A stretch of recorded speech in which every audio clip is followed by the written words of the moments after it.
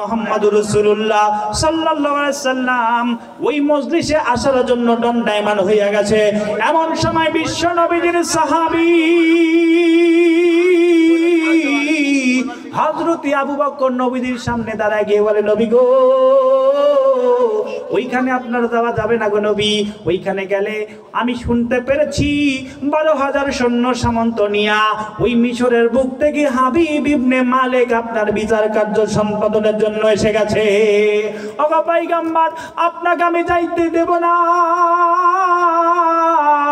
আমার বন্ধুরে আল্লাহর নবীজিকে আবু বকর বাধা দেয়। নবীজি আমার ডাক দিয়ে বলে, আবু বকর, আমার আল্লাহ আমাকে সাহায্য করবে। চিৎকার দিয়ে বলি আল্লাহু আকবার। শুধু তাই নয় আবু বকর, আমার আল্লাহ পাক আমাকে সাহায্য করবে। সাহায্যই নয়, বরং আমার আল্লাহ পাক আমাকে সম্মান দিয়া বিজয় দান করবেন। আওয়াজ দিয়ে বলি সুবহানাল্লাহ। আমার বন্ধুরে নবীজি আবু বকরের হাত থেকে আমার বন্ধুরে হটায় দিয়া সামনের থেকে আল্লাহ পাকের নবীর জামাতা হযরতে আলী আমার বন্ধুরে নবীর সামনে দাঁড়ায় গেছে। ওগো নবী, এক নয় দুই নয় 12,000 সৈন্য সামন্ত নিয়া ওই মিশরের জমিন থেকে হাবিব ইবনে মালিক আপনার বিচার কার্য সম্পাদনের জন্য এসেছে। ওগো পয়গম্বর, আমি আপনাকে যাইতে দেব না। ওইখানে গেলে আপনাকে তারা মেরে ফেলবে। আমার বন্ধুরে আবু বকরকে যেমন নবী উত্তর দিল, আল্লাহর নবীর জামাতা হযরতে আলীকে একই উত্তর দিয়া আমার বন্ধু আলীকে ওইখান থেকে হটাই দিয়া নবীজি আমার ওই হাবিব বিন মালিকের সৈন্য বাহিনীদের সাথে নবীজি আমার রওনা দিয়েছে। চিৎকার দিয়ে বলি আল্লাহু আকবার। এ দুনিয়ার মুসলমান, লম্বা করে নাম, অনেক লম্বা জোর ইতিহাস। আমার ভাইরা রে, নবীজি আমার রওনা দিয়েছে।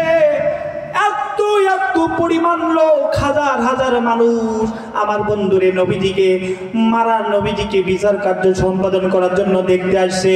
আমার বন্ধু নবীজি মঞ্চের সাইড থেকে আসবে, জায়গা নাই। আমার বন্ধু বাম সাইড দিকে আসবে, জায়গা নাই। পিছন দিক দিয়ে আসবে, জায়গা নাই। আমার বন্ধু নবীজি সিদ্ধান্ত নিয়ে নিল মঞ্চ বরাবর সামনে রাস্তা দিয়ে আমার নবীজি আসবে। আজব একটি বিষয় হলো, আল্লাহর নবীজিকে হাবিব বিন মালিক আগে জীবনে কখনো দেখে না। আল্লাহু আকবার বলেন। আমার বন্ধুরা নবীজিকে দেখে নাই হাবিব বিন মালিক। এমন অবস্থায় কি করবে? দুনিয়ার মুসলমান, নবীজিকে দেখে নাই। নবীজি ওই লোকগুলার মধ্য দিয়া ফাড়ি দিয়া দিয়া নবীজি আমার মঞ্চের দিকে অগ্রসর হয়। আল্লাহু আকবার বলি। আল্লাহর নবীজি অগ্রসর হইতাছে। আমার বন্ধুরে এমন সময় হাবিব বিন মালিক কিন্তু সৈন্যের চেয়ারের উপর বিচার কার্য সম্পাদনের জন্য বসে আছে। আর বন্ধু শুধু তাই নয়, পাশে সভ্যখচিত চেয়ারের উপর মিস্টার আবু জেহেল বসে আছে। আমার বন্ধু এমন সময় আল্লাহর নবীর লোকগুলা ফাড়ি দিয়া দিয়া যখন সামনের দিকে অগ্রসর হয়, নবীর সুরত, নবীর আকৃতি দেখিয়া আমার বন্ধুরে হাবিব বিন মালিক বড় আশ্চর্য হইয়া গেল। কারণ তার কাছে বর্ণনা করা হয়েছে মুহাম্মদ একটা পাগল ব্যক্তি। আওয়াজ দিয়ে বলি নাউজুবিল্লাহ। একটা পাগল ব্যক্তি। আমার বন্ধুরা, পাগল ব্যক্তির চেহারা কিন্তু ভালো হয় না।